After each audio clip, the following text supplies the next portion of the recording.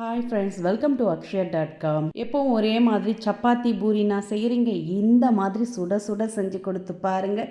4 extra கேட்டு வாங்கி சாப்பிடுவாங்க. இதை நீங்கள் லன்ச் பாக்ஸ்லேயும் கொடுத்து அனுப்பலாம். சைடிஷ்லாம் எதுவுமே பெருசாக தேவையில்லைங்க. வாங்க எப்படி செய்யறதுன்னு பார்க்கலாம்.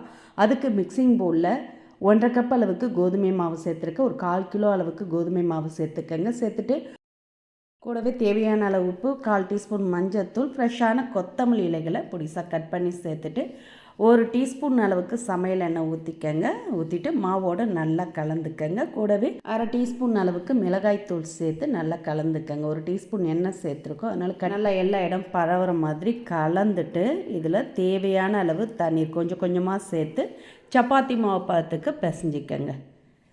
பிசைஞ்சிட்டு இதை அப்படியே மூடி வச்சிடலாம். ஒரு 5 நிமிஷம் மாவு ஊறி வரட்டும். ஊறி வந்ததுன்னா சாஃப்டாக இருக்கும், உருட்டவும் ஈஸியாக இருக்கும். அப்படியே மூடி வச்சுடுங்க, மாவு ஊறட்டும். இப்போ இதுக்கு வேண்டிய ஃபில்லிங்கை ரெடி பண்ணிக்கலாம். அதுக்கு 3 மீடியம் சைஸ் உருளைக்கிழங்க வேக வச்சு தோல் உரித்து எடுத்து வச்சுருக்கேங்க.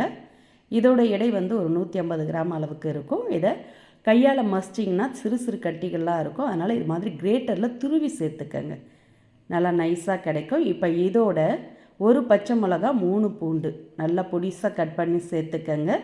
சேர்த்துட்டு இது கூடவே ஃப்ரெஷ்ஷான கொத்தமல்லி இலைகளும் கட் பண்ணி சேர்த்துட்டு இதோட 1/2 டீஸ்பூன் மிளகாய்த்தூள், 1/4 டீஸ்பூன் கரம் மசாலா பொடி, கொஞ்சமாக மஞ்சத்தூள் சேர்த்துக்கங்க. கூடவே தேவையான அளவு உப்பு, 1/2 டீஸ்பூன் ஓமம், 1/2 டீஸ்பூன் இஞ்சி பூண்டு விழுது சேர்த்துட்டு நல்லா மசாலா உருளைக்கிழங்குல எல்லா இடம் பரவுற மாதிரி கலந்துக்கங்க.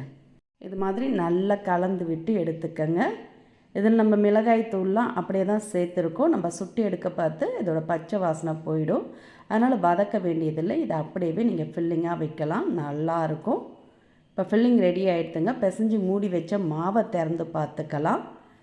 மாவும் ஒரு 5 நிமிஷம் ஊறி சாஃப்டாக இருக்குது. இருந்தாலும் அழுத்தி ஒரு முறை பிசைஞ்சிக்கங்க. இது மாதிரி நல்லா பிசைஞ்சிட்டு பிசைஞ்ச மாவுலேருந்து நார்மலாக நம்ம சப்பாத்திக்கு உருண்டை எடுப்போம்ல, அதே சைஸில் உருண்டையாக உருட்டி எடுத்து இதை கோதுமை மாவில் பெரட்டி எடுத்து தேய்க்கிற மணையில் வச்சு தேய்ச்சிக்கங்க. நல்லா மெலிசாகவே தேய்ச்சிக்கங்க, தடிமனாக இல்லாமல். இது மாதிரி சப்பாத்திக்கு தேய்ப்போம்ல, அதே மாதிரி மெலிசாக தேய்ச்சிட்டு இப்போ இதில் நம்ம மசாலா கலந்து வச்ச உருளைக்கிழங்கு ஸ்டஃபிங்கை ஓரங்கள் போகாமல் நடுவில் மட்டும் ஃபில் பண்ணிவிட்டு ஓரங்களில் இது மாதிரி லைட்டாக தண்ணீரை தொட்டு தடவிக்கங்க. அப்போ தான் சீல் பண்ண பார்த்து பிரிஞ்சு வராமல் இருக்கும். இப்போ அப்படியே அந்த ஓரத்துலேருந்து ஒரு மடிப்பு மடித்து விட்டுக்கங்க. இது மாதிரி முக்கோணமாக மடிச்சுக்கங்க. இன்னொரு பாதி மடிச்சுட்டு இப்போ அடியிலேருந்து அப்படியே எடுத்து மடித்து விட்டு அழுத்தி விட்டுடுங்க. தண்ணீர் தொட்டு தடவுனால பிரிஞ்சு வராது, நல்லா சீல் ஆகிடும். இப்போ மேலே கொஞ்சமாக மாவை தூவிட்டு அப்படியே கொழுவியால் தேய்ச்சி விடுங்க. ரொம்ப அழுத்தி தேய்க்கக்கூடாது, மேலோட்டமாக தேய்ச்சிங்கனாலே உள்ளே வச்ச உருளைக்கிழங்கு மசாலா நல்லா எல்லா இடமும் பரவி ஈவனாக சமனாக இருக்கும்.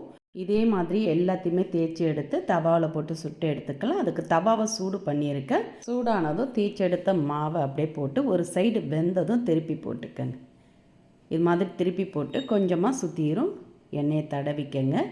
நீங்கள் பட்டர் இருந்தால் கூட தடவிக்கலாம், நல்ல சாஃப்டாக இருக்கும். மேலே நல்லா முறுவலாகவும் இருக்கும். இப்போ 2 சைடுமே செவந்து பொன்னிறமாக இருக்குது. நீங்கள் இது மாதிரி திருப்பி போட்டிங்கனாலே நல்ல ப்ளஃபியாக உப்பி வருது பாருங்கள். ரொம்ப ரொம்ப சூப்பராக அருமையாக இருக்கும்.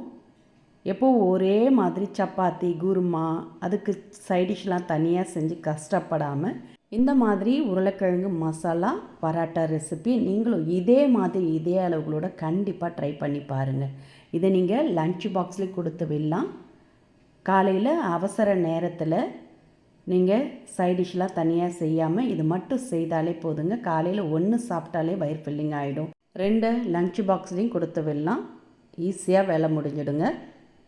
எப்போது ஒரே மாதிரி செஞ்சு அழுத்து போச்சுன்னா டிஃப்ரெண்ட்டான சுவையில் கண்டிப்பாக ட்ரை பண்ணி பாருங்கள். இந்த ரெசிபி பிடிச்சிருந்தால் லைக் பண்ணுங்கள், ஷேர் பண்ணுங்கள். மறக்காமல் நம்மளுடைய சேனலையும் சப்ஸ்கிரைப் பண்ணிவிடுங்க. மீண்டும் இது மாதிரி சிம்பிளான புதிய வீடியோவில் நாளை சந்திக்கலாம். நன்றி, வணக்கம்.